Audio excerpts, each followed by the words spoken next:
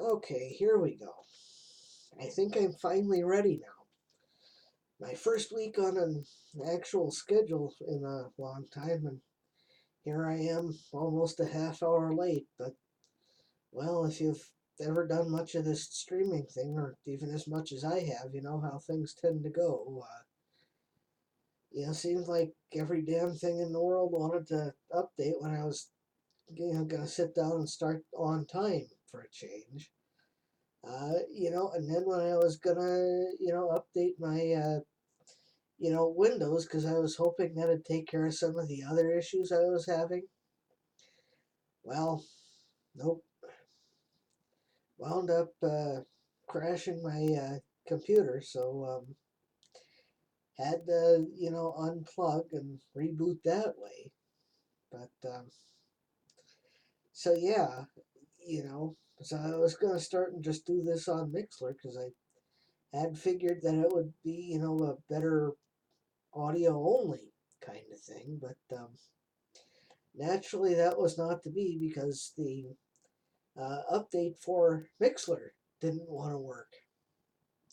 So I think, when I get a chance here later on, I'll try and fix that. I think what I'm going to do is I'm done with other things here tonight. I'll let the Windows do its thing and then try the Mixler update, just so I have that option available. Yeah, because it's not that I don't like doing video like this, it's just that I don't necessarily think it's my forte. Uh, but then again, that's just me. So, anyway, I guess it's time to, get down to business here. So, hello and welcome to the J.M. Shearer Show where stupid people speak. And, if you see the title at the, I guess that direction, that's what, right over there? The title there is, school shootings and story thoughts. Well, the thing is, so far this month, now, even with, my rather lacking, or, my rather poor following of the news, uh, basically I've heard of, I guess it's three at least attempted school shootings. Two I'm pretty sure didn't make national news because they were local things here in my area. The big one was one out in Oregon where the shooter wound up killing like 9 people, and then himself and like injuring 9 others in the process. Um, and I guess the deal with that was he'd like, ask him, I think the question he was asking was like, "Are you Christian?" And then he'd shoot them regardless of what he said or what they said. Um, and then there was like one in a town called Harrisburg here, which is about 15 miles south of where I live. There was a student who brought, I think it was a, well, I didn't follow that one as closely as I should have either. So I'm not sure if it was a rifle or a handgun. I think it was a handgun, but it might have been a rifle. But anyway, he took his gun into the principal's office. Took one shot at the principal and gave the guy a flesh wound before the assistant principal tackled the shooter. And fortunately, as far as I know, everybody lived in that one that happened in Harrisburg. And then there was like another one attempted in Watertown, which is north of where I live. But I mean, these things.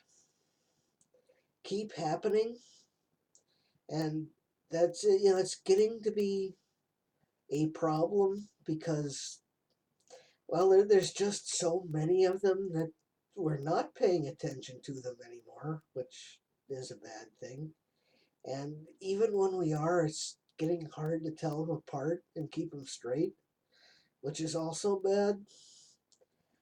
But the thing of it is, there's this can't keep happening. This just doesn't need to happen as often as it does because, well, out in Oregon, well, certainly 9 people died and 9 more were hurt when they didn't have to. You know, that just wasn't necessary.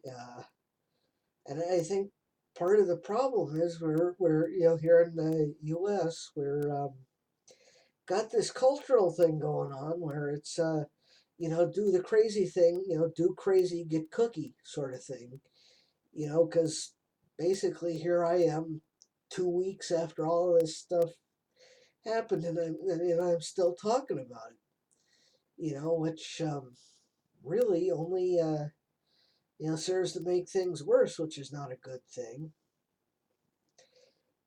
You know,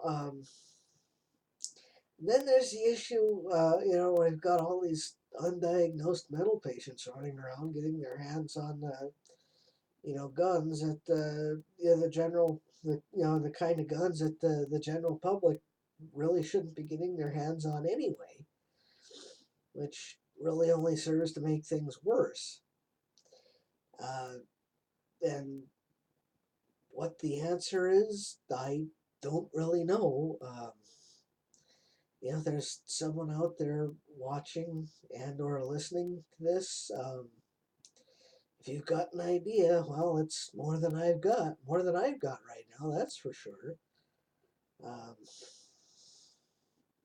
so anyway, like I was saying, it's this, do crazy, get cookie thing.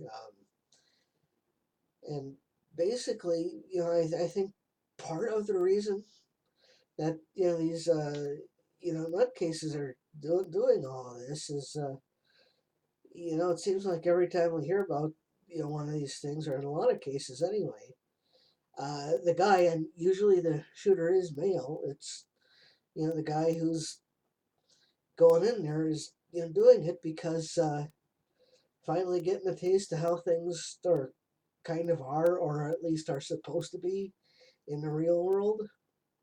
And he's learning the hard way that, yeah, you're not always going to be hearing that, you're always so wonderful because you know what eBay is, or, you said, you know, the, I'm walking up to somebody and saying that, yeah, I'm going to, do a jQuery of your PHP code on Alexia, even though I really don't think I said an actual thing I can do because last I checked, Alexia was a website or a web service that kind of ranks like the top 10,000 or top 100,000 websites or something like that. But been a while since I looked at that, so you know, I'm pretty much talking out my ass even on the one thing I kind of have an idea about.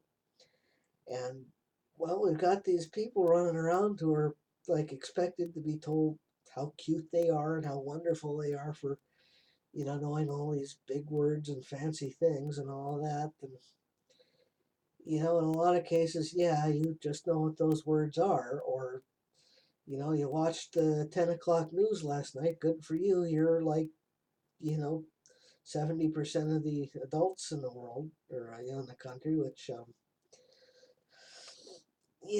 nothing special about that. You don't necessarily deserve a cookie for doing it. And I think that's, one other thing that's, kind of got to stop before it does is, making people think they're special for doing things that really aren't. And I don't know if that's a good answer or not, but it's just what kind of occurs to me anyway. Um, so anyway, there's kind of that. Um, and then I was thinking maybe a lighter thing to talk about because well I don't want to sit here just talking about all the heavy things that have been going on in the world. Just to see here a bit.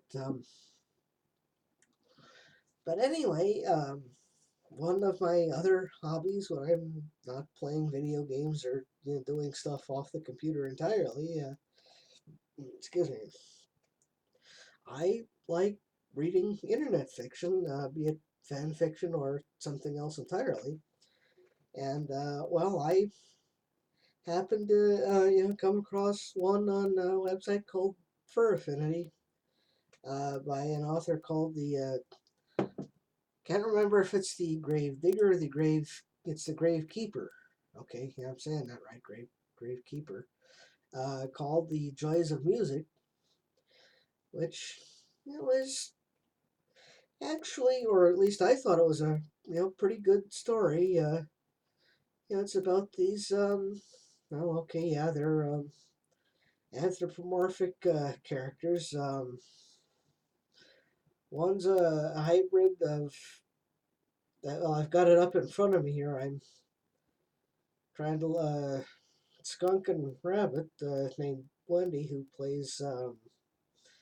I think it's a violin that she does, and then there's who goes to this fictional version of New York City to play in a music competition, and she meets a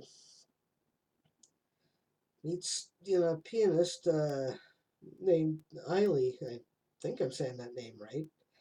They wind up making friends and actually having a little well, let's just call it girl on girl action, shall we say? Which yeah, it's that kind of story. You know, um, and it actually started off rather well. I, for actually for quite a bit of the 18 pages of this story, I was thinking that hey, maybe this is actually gonna not be so much about the whole jealous lovers and sex and all that, but then maybe 2/3 of the way through or so, um, well, it came the jealous lover. Let me get that back up here so I can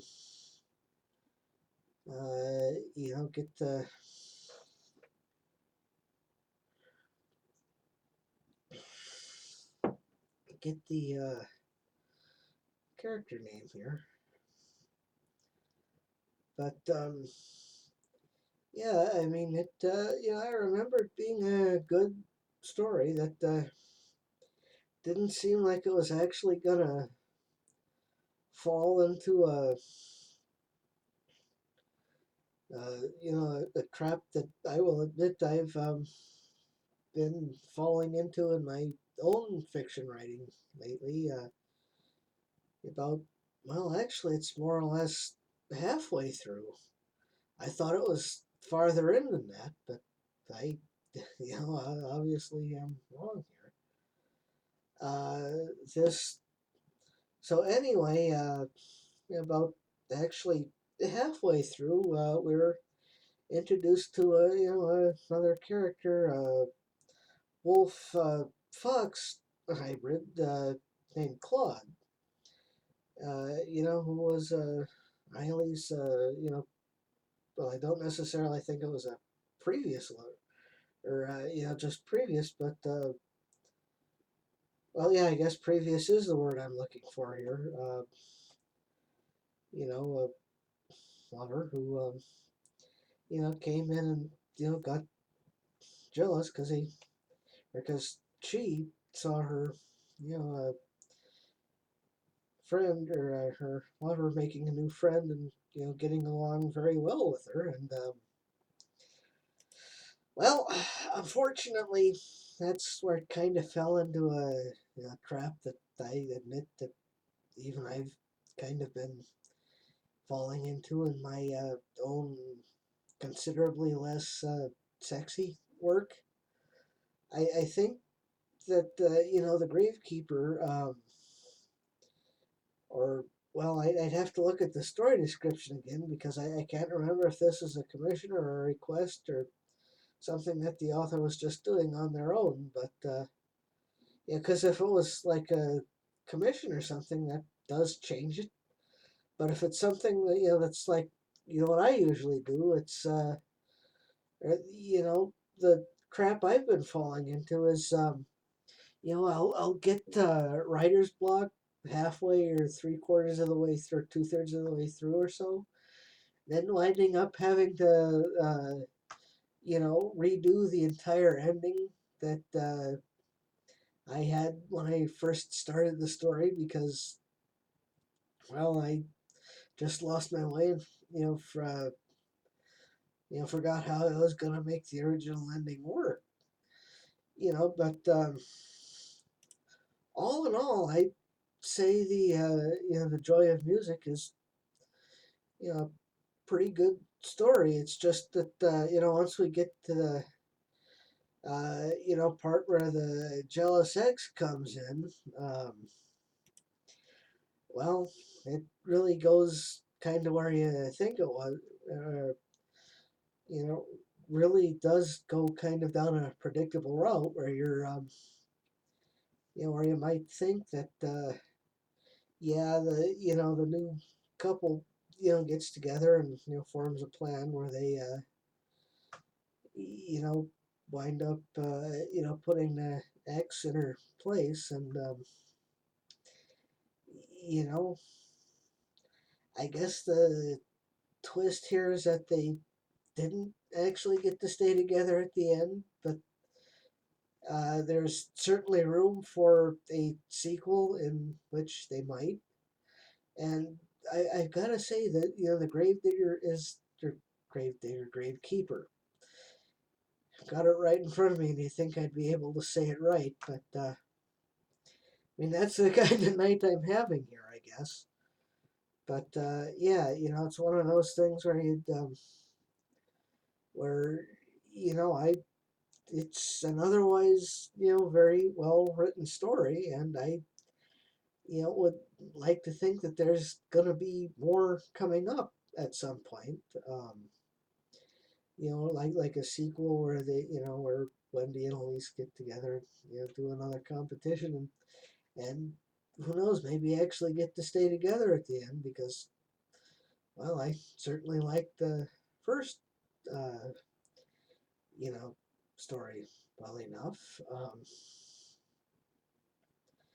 But anyway, I've got a fairly decent stack of other stuff on my I've downloaded off of Fur Affinity that I need to get through, and well, hopefully I'll have something else to talk about along this vein on whichever thing I'm using in the hopefully next week. But the way things have been going, you never can tell. I'd kind of like to stick with the plan of being on here every week, but it's always hard to say for sure. So, but anyway, um,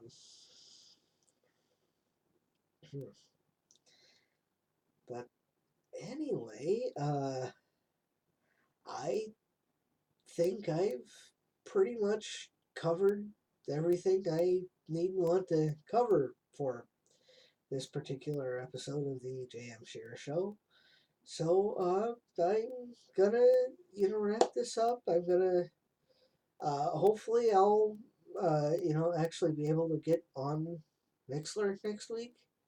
If I do, it will be, audio only. But, well, actually, before I do wrap up, I think I should kind of explain why I prefer Mixler to Ustream.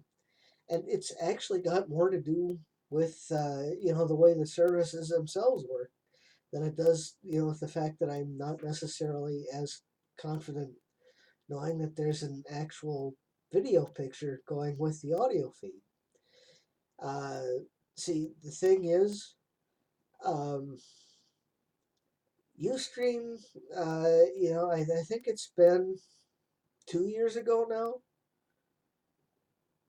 Yeah, I think it was 2 years ago now. They, changed the way they, run their service, which, they are prone to doing from time to time. Uh, but the way, see, I'm, I'm using what is called the premium service, where I can watch other people's streams without ads for, I think it's $4 a month. But when it comes to doing streams like this, there are still ads on mine unless someone's, unless someone's, unless the viewer is also on the premium plan. And since, I'm not paying I mean, it's what, like $100 a month. I'd have to look again to be sure of that. But the way that works is, it's, I think it's well, it seems ridiculous to me that it's $100 a month. Uh, but, they, since I'm not paying for their pro broadcasting plan because I can't afford it really. Uh, my the video that's here on Ustream will uh, probably be gone by the 12th of November, which would be 30 days, 31 days, whatever a month from today would be. Which is why when I'm done here, probably before I go to bed tonight, I'll take this down and, I'll, download the finished video of this and then put it up on Ustream just in case, or YouTube, that is, just in case someone wants to come along, after, middle of November and, you know, watch, whatever J.M. Shearer show this is. Whereas on Mixler, it's completely, well, I mean, since I'm going to be going pretty close to a half an hour for this particular recording here, but that's a rare thing for me. Uh, so the free version of Mixler only gives me an hour of recorded airtime before I have to start and stop again. But even though it's free, they seem to hold on to all the recordings indefinitely, which actually I kind of like better. Plus there's not the video that goes with it, and it's not so much that I don't like showing my face. It's just, you know I think I can live without showing this when I'm doing a show. And if it means having it there without having it up for more than a month at a time without having to pay an arm and a leg, I think I can be okay without the video. So anyway, if I can do Mixler next week, I probably will. But if not, I'll be here on Ustream because, well, I'm okay with that too. So anyway, until next week, I'll see you when I see you. And hopefully there won't be any more, crazy murderers trying to kill because they didn't get their cookies. And hopefully, I'll actually have another interesting story to talk about. Um, and more internet fiction to tell you about, which will hopefully be halfway decent. So, until next week, hopefully, I'm J.M. Shearer, and I'm an idiot, so you don't have to be. I'll talk to you next week, everybody. Have a good one.